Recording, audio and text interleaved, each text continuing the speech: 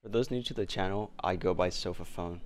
I recently finished a 4-week bootcamp and I want to share my experience with you all. Before I begin, I want to make it clear that I was not paid by C9's training grounds in the creation of this video. I want to give an honest review of the program. If it wasn't for stumbling upon Carrie's video, I would never have heard about the program. Big shout out to him for influencing this review. Side note, at the time of recording this video, C9TG will continue its operations but under its new merger Fit Gamer.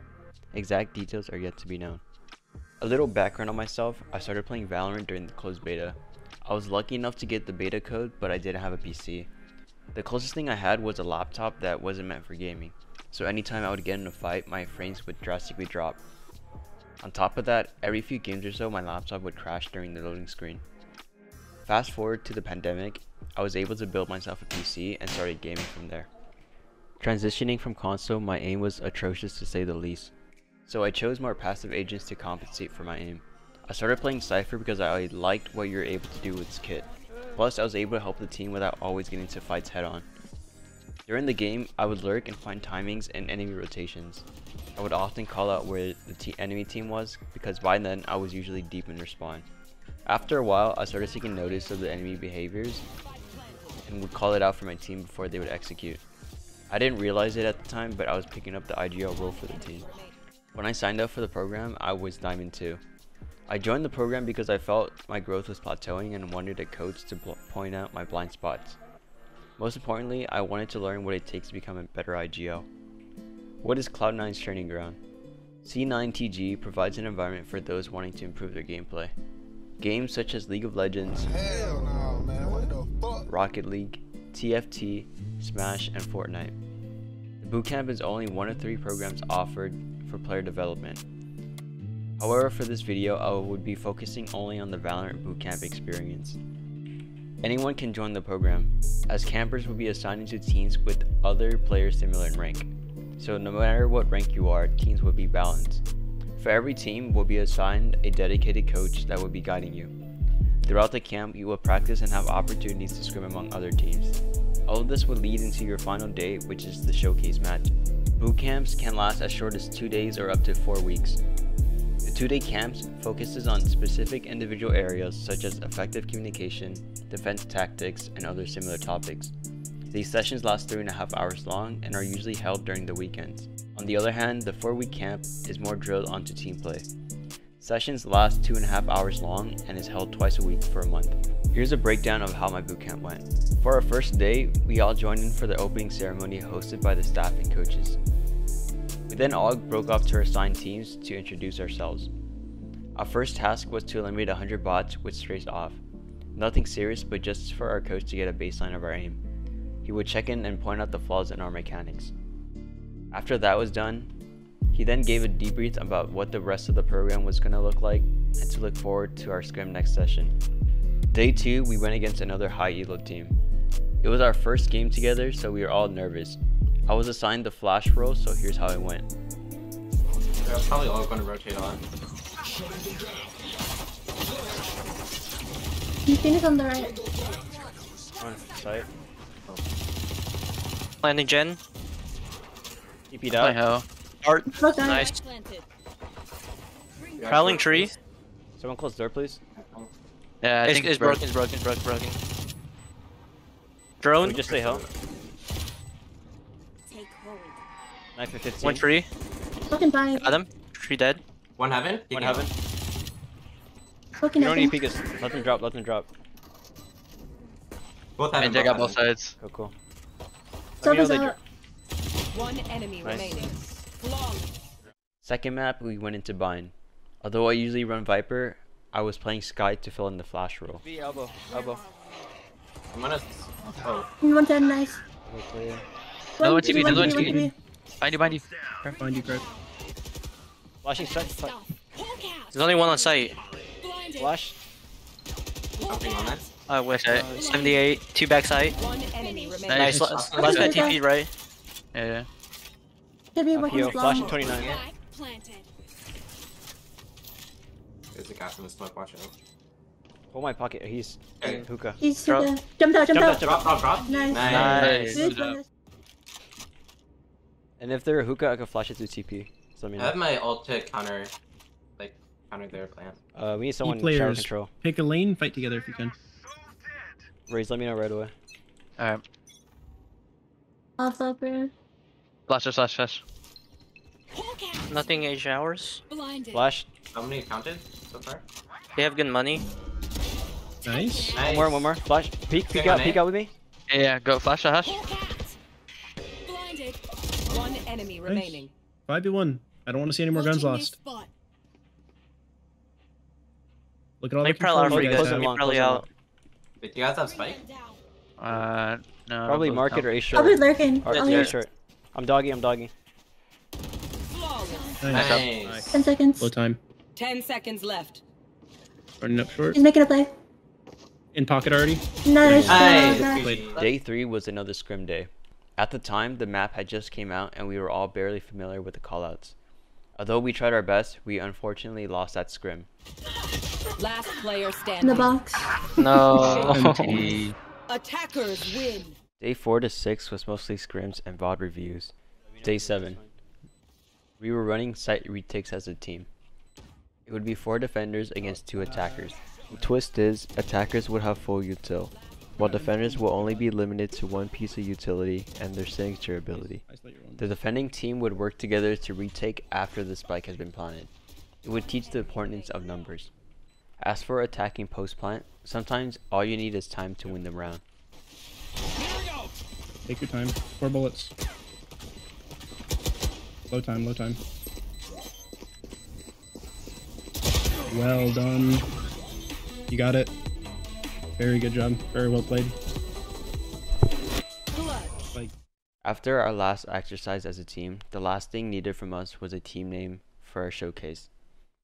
We couldn't come up with a name, so we looked all over our rooms to name objects.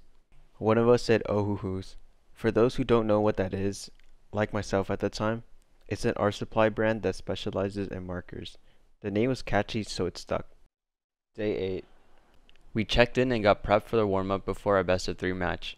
We went into the pick ban process and ended up with a map pool of Ascent, Pearl, and Haven. Here's how it went. Alrighty, so right off the bat, we actually have an A stack coming out from the defenders, leaning both Duelist and Astra towards A site. Pings coming out from the attackers. Looks like the Hoo-Hoos are going to make their way towards A site as well. Falling right into the trap. We'll see how this interaction early will happen. It looks like the Jet and the Phoenix are going to be fighting for that A main control. However, see how it goes. Smokes early to avoid the flashes. However, the flash will go out, but Phoenix actually makes it all the way into Wine. Molly comes out and will get taken out by Kaneki Ken very early on in the round. Dashed in, and we already have Jet all the way under Hell, with site being firmly controlled by the defenders, or excuse me, by the attackers.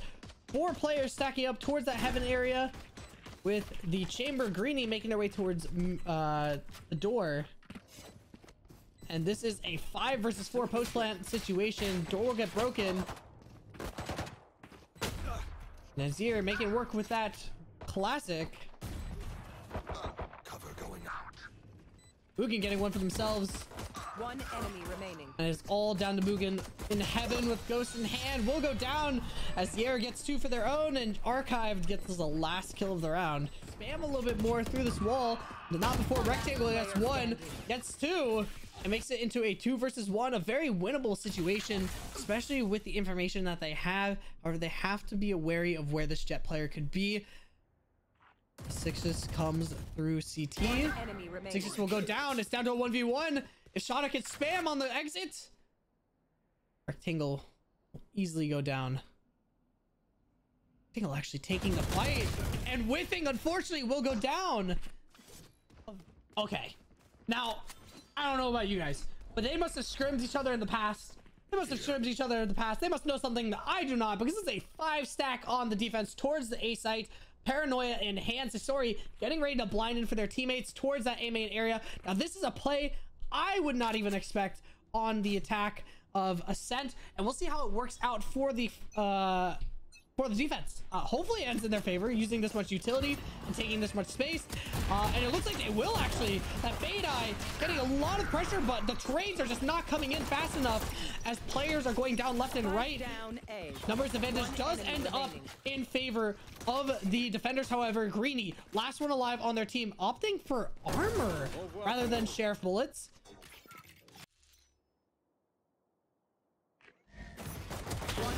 Getting the one trade. And Rectangle, not with a lot of HP in this situation. Position has been compromised. Unfortunately, will go down. Greeny unable to find the shots they need. A Rectangle living with 31 We can HP spray to through their here, name. basically. I got mid. I'm probably A main. I think B main so far. Nice pick, nice pick. Don't overheat, don't overheat. Some outside A main. Lot A main. I'll throw an eye. Watch Yeah, there's nothing B. I'm gonna shoot on B. I'm gonna see a B. I'm smoked out mid. They're going mid, do you think? Or they could be crossing. No clue. Yeah, maybe. Playing anti-flash. Yep, Cat. there's multiple Cat. for tree. Hold my mid chamber. I got you. Push up B main. I'm holding tree, holding tree. Alright, pushing up B main. Okay, I'm still watching main. Coming in. Yeah, pushing Okay. me. Good check. Oh, Spike down Phoenix is A. aggressive on me. Watching He's tree. in tree. I'm with you. Alright, I'm now mid. He backed out. I'm positioned mid. I can flash right. Who has Spectre? Hold mid, hold mid. Yeah, Flashing, has flashing tree, flashing tree. One enemy Oh, yeah, remaining. go here. Door. Nice. Nice job. And this pressure is coming out towards the B site. Asher wall comes out. This should be very telegraphed, saying, "Hey, that's a B wall. Please, can we get some help towards B?" And the rotations will come out, but a little too late as Greeny makes her way all the way in sight, but not paying attention to where Archive is or where that wall is holding. The retake is already underway. This round is looking bad for the side of Kangaroo Court. 2 versus 5. Not a single player taken out within that default period. Yeah, ulting. Trying to find any pressure. Tags both players. And with 20 seconds left on the clock, this round is looking very bad for the side of Kangaroo Court.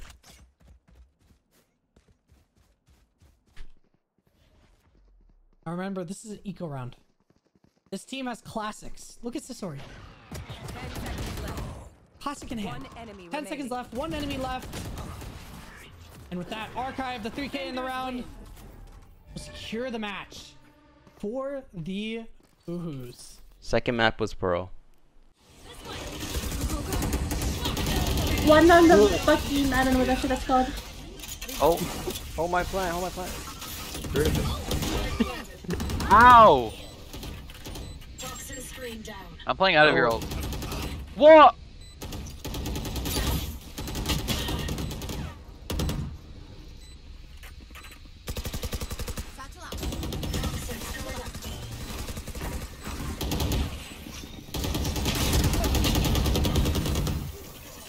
Backside. Viper backside. Both backside. And then, He has nade. You guys can peek it together. You guys know what their key is. 1, 2, 3. Right side. 1, 2, 3. Nice. So we just run and gun like 3 of them. With a Vandal. Let's go, Sofa. Let's go. Fade 103.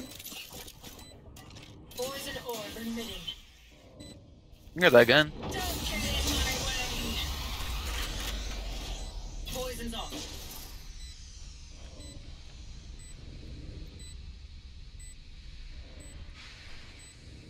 One enemy remaining. One shot. Maybe 2.